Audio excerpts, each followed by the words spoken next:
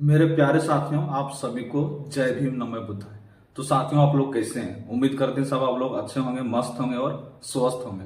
और हम भी आप लोग की दुआ से बहुत अच्छे हैं। साथियों, मैं आज आप लोग को बताने जा रहा हूं कि आखिर हर साल 6 दिसंबर को महापरिनिर्वाण दिवस क्यों मनाया जाता है। साथियों, बात यह है कि 6 दिसंबर 1956 को 6:30 बजे की बात है। माई जी अम्बेडकर ने जब सुबह उठी तो देखें कि बाबा साहब वैसा ही, यानी जैसे हर दिन सोते थे वैसा ही बाबा साहब सोए थे। कुछ देर के बाद बगल में ही बगीचे थे कोठी के, तो वहां से माई जी ने अम्बेडकर टहल करके आई फिर बाबा साहब को जगाने के लिए। तो फिर बाबा साहब को देखा कि उनका एक पैर जो था वो तकिए के ऊपर में आर्म में स्थित थी।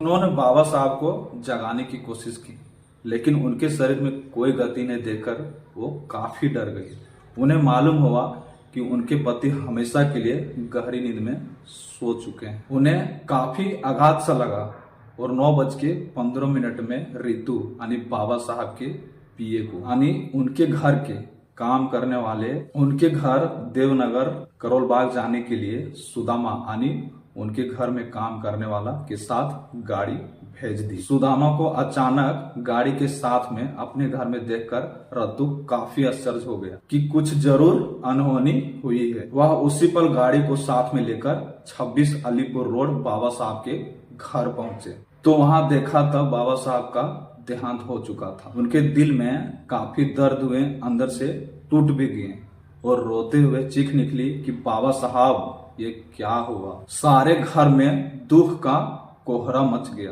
कुछ देर बाद रतु ने अपने आप को संभाला। रतु और डॉक्टर सविता ने बाबा साहब के हाथ पैर दबाए और पूरा शरीर को हिलाया और डुलाया और कृत्रिम सांस देने की कोशिश की, लेकिन तब तक काफी देर हो चुकी थी। रात को किस समय देहांत हुआ था ये बात कोई नहीं जानता था। वह करोड़ों वंचितों को रोते हुए छोड़कर चुपचाप चल दिए। साथियों, बाबा साहब इस दुनिया से चले गए हम लोग को छोड़कर। मिस यू बाबा, आप हालांकि इस दुनिया से चले गए, लेकिन ये जब तक सूरज चांद रहेगा तब तक आपका नाम रहेगा। हम लोग का दिलों में आप राज करेंगे बाबा साहब, चाहे आप इस दुनिया में रहे या ना रहे, यानी कि जब तक ये सूरज रहेगा तब तक आपका पूरा नाम रहेगा। साथियों, मैं एक चीज यही कहना चाहेंगे कि बाबा साहब हालांकि इस दुनिया से चले गए हैं, लेकिन हम लोग के लिए एक तोहफा देकर के गए। और वो तोहफा क्या है पता है? भारतीय संविधान।